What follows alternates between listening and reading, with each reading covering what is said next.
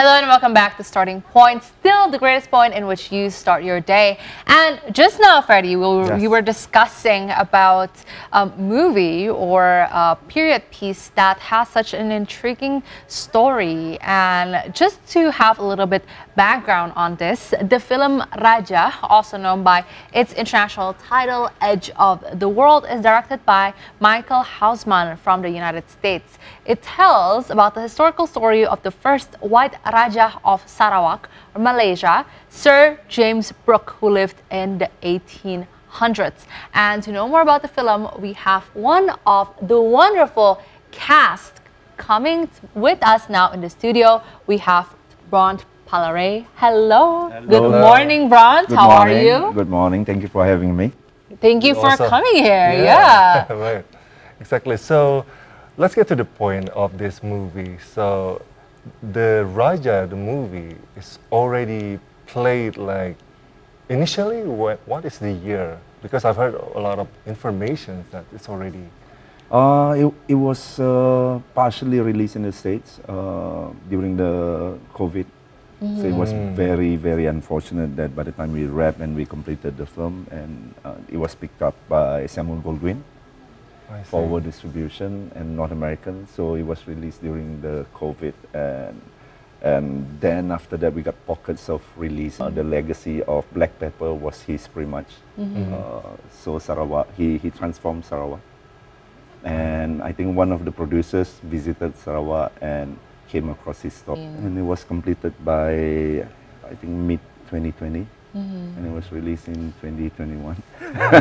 That's quite a fast timeline of like pre-production, production and post-production. Yes. But actually they developed the project since 2016 or 2015. Wow, so it's been in the works, I guess, with the research for. But there's also, I think, they were very fortunate because of the Brooke Foundation, which is helmed by the grandson of James Brooke, or great-grandson. So there was a lot of research materials that being shared, and there were a lot of advices given it as well. So they were rightfully guided. Right. That's always a good thing, right, for any historical movie. So can you tell us a little bit more, Bront, as a Malaysian actor, of how you got involved in this project in the first place? Because I also heard it's there's a lot of actors coming from different places all over the world. But for you yourself, Bront, what's the story? I think it just fell on my lap because I was doing a different film in Sarawak. I was doing a sort of horror adventure, and I think the casting director got hold of the news that I was doing a film in Sarawak. So he reached out and said, we are actually prepping this project, and we've been trying to find someone to play the role. We casted few, we haven't found one, and would you like to try? And I was like, okay, let's do it. Let's send over the scenes, and he sent a couple of scenes, and I recorded myself reading the lines, doing some of those scenes, and send it back. And then the next thing I know, receive a phone call. When is your next down day? The director would love to have a dinner with you. And after 2 meetings, we eventually shook hands and say, all right, let's do this. Yeah, it's a deal, right? It's very smooth and everything goes very well. And speaking of the role, could you tell us a little bit about your role in this movie? So Makota, when during the screen test or the audition, it was pretty clear, like what kind of, because when you do audition, you're always second guessing what the movie was truly about, because you want to align what you want to present with what director wanted to present, and I was second guessing, like this could go that way, that direction, which direction, and my instinct was like, yeah, maybe this could go towards more stylized. So after we did whatever research that we did, it was purely for context. The context of the geopolitical, the context of the historical, the context of culture, the mindset of. So it's more like a filtration process, like between historical nuggets and the cinematic take. Yeah, because what interests me is that you're researching on someone that already like passed away long time ago, and then when you're trying to make that character to be really in life, then you have to be like really specific because you don't want to ruin this. I know he's a kind of a villain, I guess. Yes, yes, yes. Correct me if I'm wrong. Yes, yes. But then you have to add some spices as well. How do you maintain to keep the research and your own style of acting to become very attractive to see? I think we had around 2 weeks of acting workshop, just to kind of. I think it's more like for director to harmonize all the performances, because we have like huge cast and coming from all around the world. So he's more like a conductor trying to harmonize his symphony with different pieces coming together, and I think that process helped in terms of which note you want to push up, or you know. But once we went through it, we kind of understood that's the framework that we work in, and whatever details are purely some instinctive. Some by the time you reach the set, you go, I cannot use that thing anymore because now with the weather and all that, like that won't just, do. you just pick up things from the set and the things that nature gives you, and then you kind of play it or express it in a way that hopefully it came across as truthful. You know, like I especially me, I don't normally try to fight over with whatever the set gives. So just go along with the set, and some are crazy, especially in the caves. The cave scene. Wow, you went into caves? Yeah, we went to real caves. And, okay, you have to tell that story, because we can't miss that story. Yes, yes. What was that like? You went into, so paint us a picture. You went into real caves. So there was this real cave that has its own ecosystem. Like it's almost like a huge terrarium kind of, almost half an hour. Then we arrive at the waiting area. So I was relieved. Oh. So there's another halfway to go. I think and it just weird because there wasn't any wind, and I always thought like cave would be windy or would feel a bit more. Yeah, there wasn't the case. Maybe because of the scene had a lot of fire as well.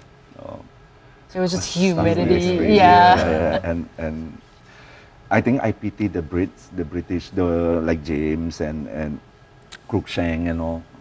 Because they had to endure wearing you know, the outfit of that era. Yeah. So all of them were soaked in yes, soaked. That must be a day for everybody. Yes.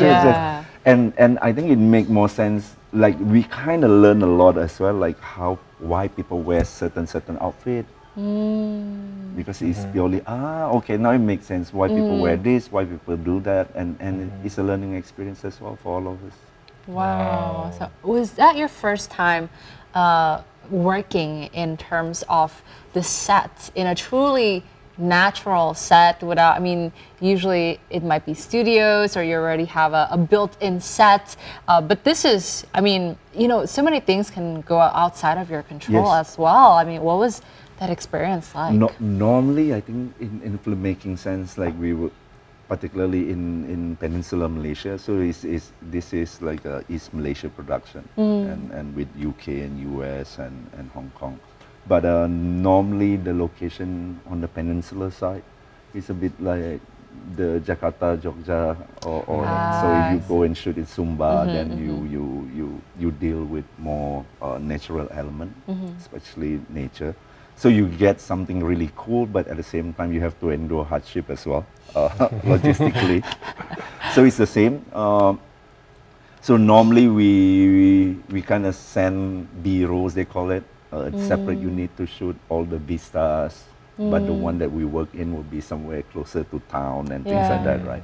But this one, the director really wanted the authenticity, the real feeling of being in the virgin jungle, being in cave, by the river that got crocodiles, things like that. So like real crocodiles? Real crocodiles. Oh, wow. I mean, no CGI needed here. No CGI needed. It's one of those days where you arrive on set and you see a sign, beware of crocodiles, and you go, all right. Oh, it's all that right, day today. Yes, let's go. All right, game on. And half an hour later, you arrive on actual set. Then they put you by the river on the ledge of the river, and you go, this is the same river that I just saw that sign back there. Exactly. And they're like, yeah, don't worry, we are here with you. Like, okay, okay. Yeah, you have to be really extra careful, or otherwise, this is the end of my career, eaten by the crocodile. But it's also cool because it takes off your edge away.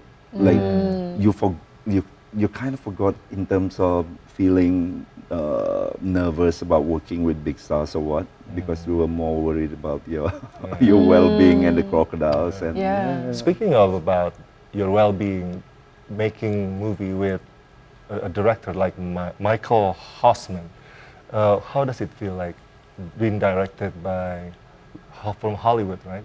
This guy, and also working with all the other Hollywood actors. I think it's how do I put this? It was much better than I thought. So initially I thought it's gonna be like, you know, hard to please, very temperamental and things like that. But there wasn't any air of sort.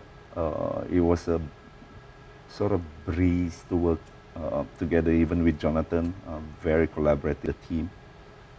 It could have gone wrong. Yeah, I mean, many things outside of your control. Exactly. Yeah. And that was my only focus, and worried if there was all that. But after we reached the rehearsal process, it was okay.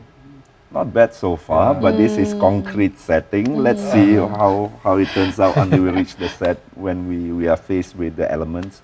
And sure enough, it was the same. Wow. So it's a privilege. It was a joy.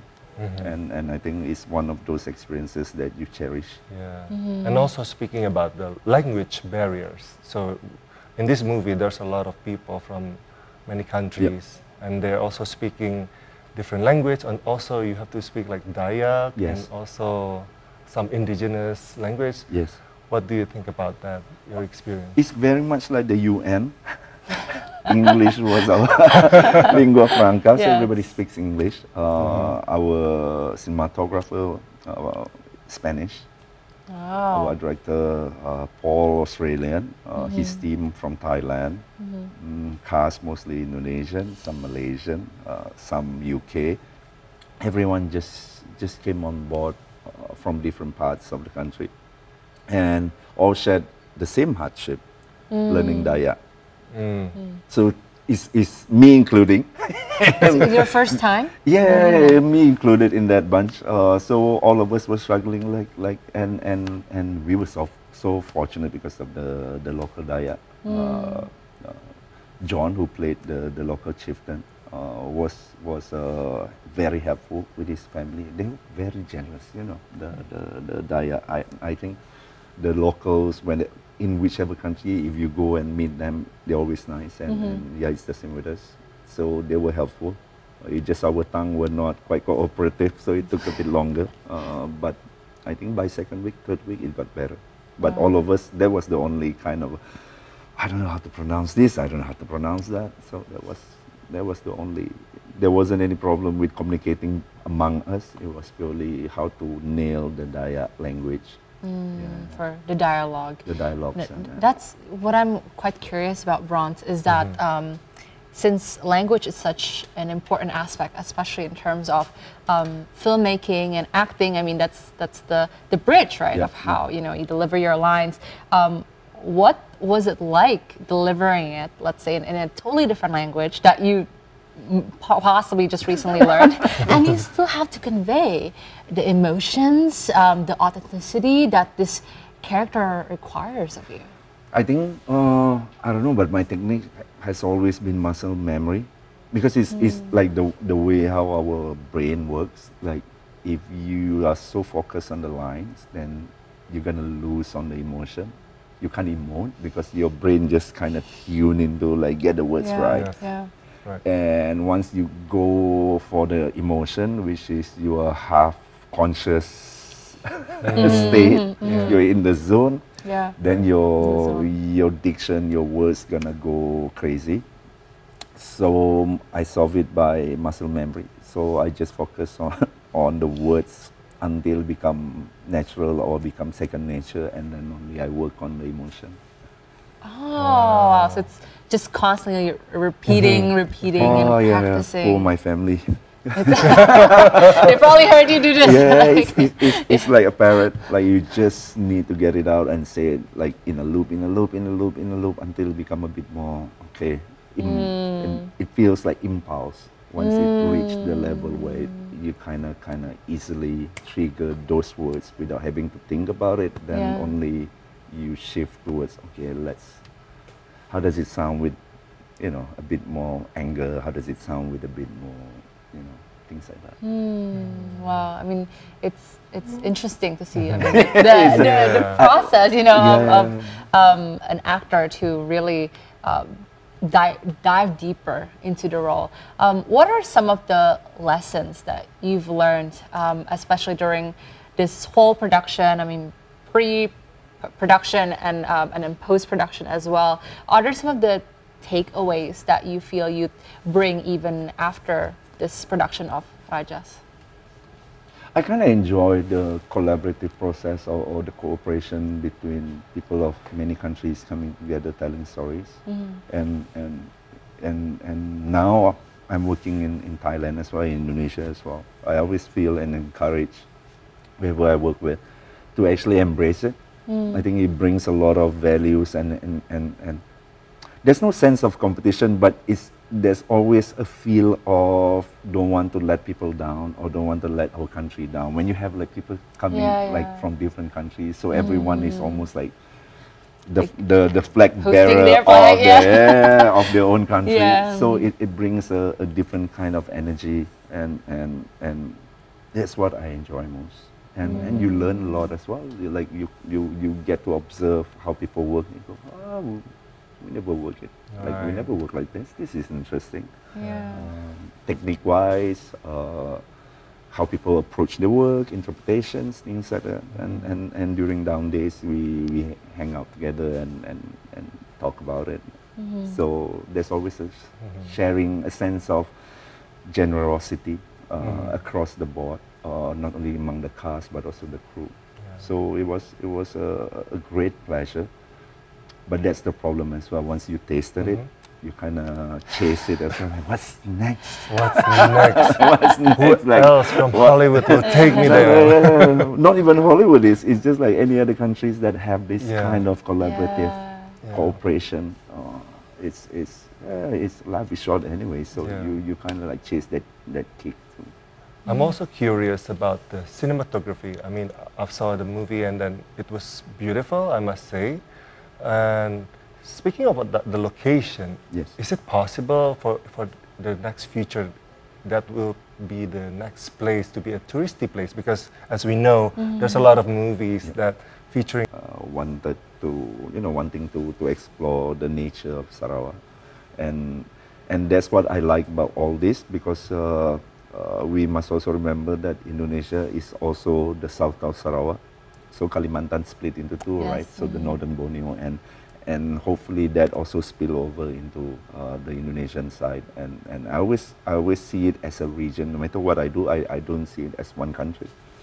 I always see like, yes, now that you are here in this region, like don't just limit yourself to Sarawak. Explore Philippines, explore Indonesia, explore Thailand, explore Singapore. Everybody has something to offer, and it will be such a waste not to do so.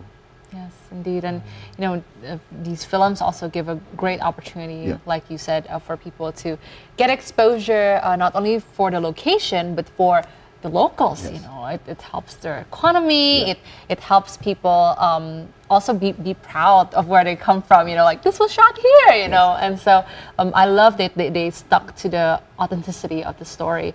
And also, last question, Brant, especially for our audiences who are, I'm sure, truly looking forward to see the movie Rajah. What would you like to?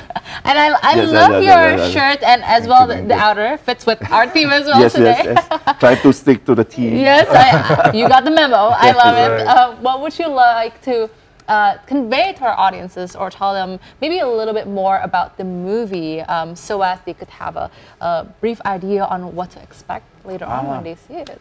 So I would like to invite all of you to have a taste of the history of Sarawak, which is part of our regional Serumpun, and I think is worth having a try. And what I would like to share also are the great performances by the amazing Indonesian cast, Atika Hasiholan, Samu Rafael, Yusuf Mahardika. They did a great job. It will be such a waste if it's not being seen by Indonesian audience. Therefore, please do. Oh, wow. Thank you so much. Thank you. Great closing words. For today, thank you for joining us in the studio, and wish all the best for the movie, and hoping it will reach a very successful target in Indonesia and many other countries as well. Indeed. Well, thank you again, the cast of the film Rajah Brown Palare with us on TBR World. Such a pleasure and a joy. Thank you, Audrey. See you again, Ron. Thank you.